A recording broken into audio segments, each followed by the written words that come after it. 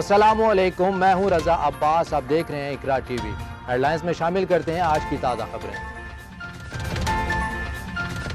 America के सदर Donald Trump और शुमाली कोरिया के सरबराह किम जोंग उन ने तमाम तलखियां, बयानात और धमकियां एक तरफ रखकर हाथ मिला लिया। सदर डोनाल्ड ट्रंप और शुमाली कोरिया के सरबराह किम जोंग उन के दरमियान सिंगापुर में 1-on-1 और वफूद की सतह पर मुलाकात हुई।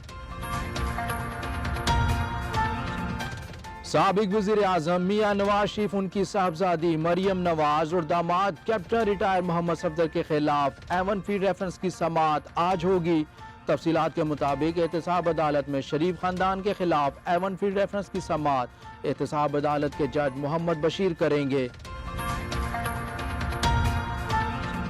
पाकिस्तान तहरीक इंसाफ के सरबराह इमरान खान अपनी अहलिया के हमरा सऊदी अरब पहुंच गए, जहां वो उम्रे की अदायगी आज करेंगे।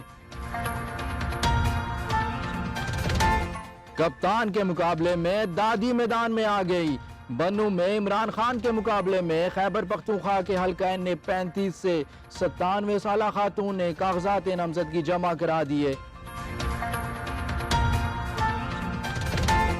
ईरान के वजारत खारजा के तर्जुमान बहराम कासमी ने कहा है कि यूरोप एटमी मुआहदे के बारे में जल्द कोई फैसला करे।